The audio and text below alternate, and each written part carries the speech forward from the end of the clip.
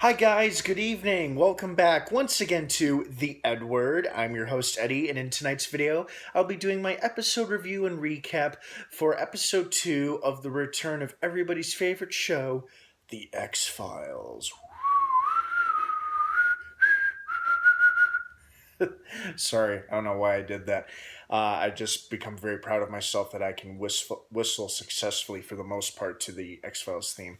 Uh, anyway, as usual, per with all of my episode and TV review videos, be warned that this will be full of spoilers regarding the most recent episode of the X-Files. So if you have not seen the premiere episode yet or the second episode, do not keep watching or listening to this video as I will be discussing big spoilers. So you have been warned. That being said, again, another good episode, very good episode. I think I actually read and heard that this one got higher ratings in terms of people tuning in to watch it and also overall positive reviews because this felt like a good old X-File episode. It wasn't a Monster of the Week episode, but it was definitely engaging and entertaining enough to keep you watching.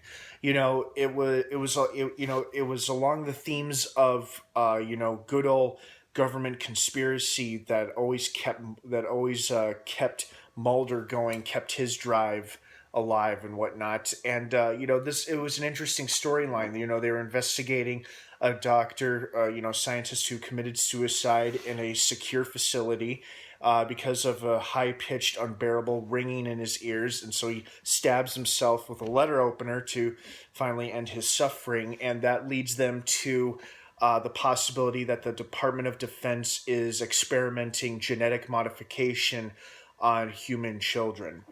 And and Mulder and Scully, or at least Mulder, believes that this could be somehow connected to what they talked about in the first episode about the humans being born with not being born with but being injected with alien DNA. Like Scully believes that she herself might very well be infected with. As at the end of that episode, we saw Scully look completely uncertain and just rattled at this possibility that she could have alien DNA in her. So that's where this is where they come into play. It's officially an X-File. They're investigating, and what I really liked about it was Skinner was totally 100% on board with him. He wasn't trying to stonewall him. He wasn't trying to stop them.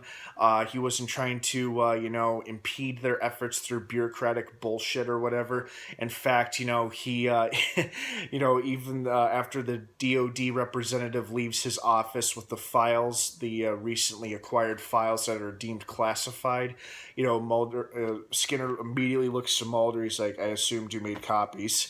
And now they have copies of all of this classified information. And then Skinner pretty much says flat out, I'll shuffle some paperwork around so that your incident report doesn't hit my desk for another couple days. So he's like buying them time. So it's nice to see Skinner's on board 100% because it makes so much sense that he would be, because the very first series, he lived through and saw a lot of weird shit in the many years that show was on. And so of course he may not have become 100% believer, but he knows what he's seen in the past, what he's encountered, experienced, the things and people that he's dealt with. So I think he knows better than to question Mulder and Scully's investigation when they're working on one in the X-Files.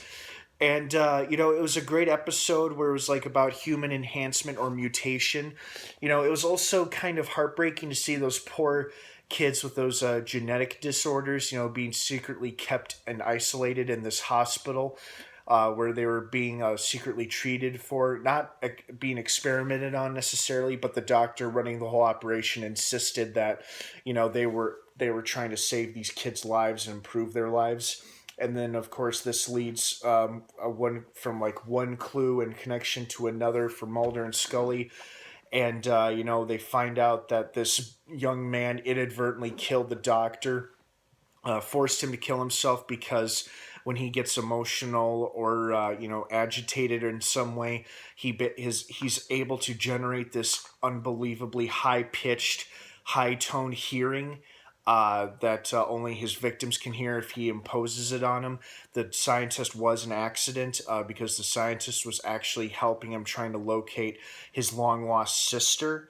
And when he and his sister reunite, of course, it's like basically a freak show where both of them have like these, these not necessarily psychic powers, but like almost like telekinetic powers. Basically, they're able to throw Mulder and Scully up against the wall, make them drop their weapons, and the scientist who turns out, who's turns out to be their father who experimented on them when they were babies. They make the high pitched ringing hit him so bad that his eyes pop out of his skull and blood comes out of his ears, his mouth, and his eyes as he's like, ah! This episode had some great practical effects to it, which made it so nostalgic for the good old days of the X-Files. Because when weird, bizarre shit would happen on that show, when an episode like this especially, you're like, yeah, that's right. That's how they did in the good old days. It's nice to see them using that again. That's exactly what it reminded you of. It reminded you of a classic X-Files episode. It wasn't my personal favorite kind of episode, which is a Monster of the Week episode, but this one was pretty damn good, and it stayed somewhat connected to the premiere episode, which was about uncovering the truth regarding human-alien genetic modification and alien-human hybrid conspiracy. We didn't see anything of Smoking Man. We did get some closure on the fact that the reclusive scientist who was in charge of the facility did die at the hands of his own telekinetic powerful children, who of course disappeared. The DoD was a bit of a pain in the ass trying to impede on Mulder and Scully's work in their investigation, but of course you have to have that in the X-Files, otherwise it wouldn't be the X-Files.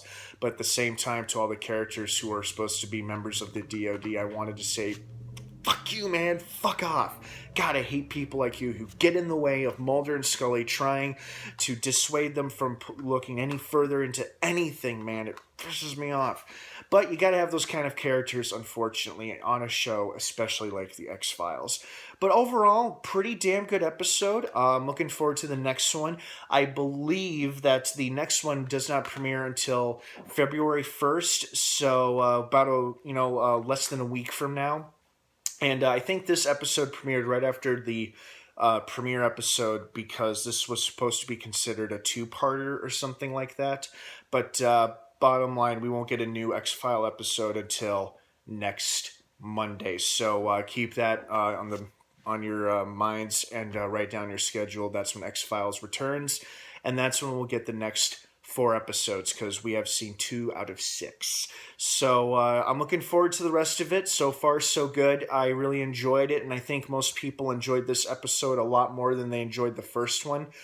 Like I said, it had the elements of the good old days of a classic X-Files episode from the original series. It had those themes of creepy mystery themes to it, and then of course the use of practical effects and some really interesting practical makeup and whatnot, because they put all this creepy, gross makeup all over these poor kid actors who did a great job in this episode, by the way. But you could tell it was like real, like authentic, like you could touch it. And it had gross effects like a guy driving a letter opener through his brain, and the scientist who had the high pitched ringing so bad it made like his whole head, like everything in his head, just go and blood's dripping down. So it was a very good episode, very entertaining. I liked it. I hope you guys liked it too. Don't forget to mark your calendars for February 1st. The X-Files returns. And got 4 more episodes to go. 2 down, 4 to go. And I hope you guys are enjoying as much as I am. Rest assured, I'm sure we will be seeing more of a cigarette smoking man and a few other characters possibly as the series progresses.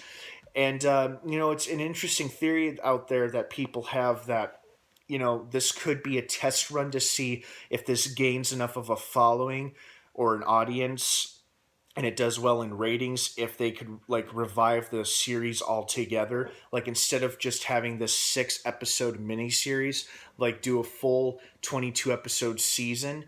That's, I don't know if it's possible or not, considering what other projects and commitments the cast and crew on this show have to other ongoing projects, Chris Carter, David Duchovny, Gillian Anderson, etc. If any of them have the time to do it or not, it'll be interesting to see. But if not, let's just enjoy this 6-episode miniseries that Fox is giving us. I'm enjoying it so far, and I hope you guys are too.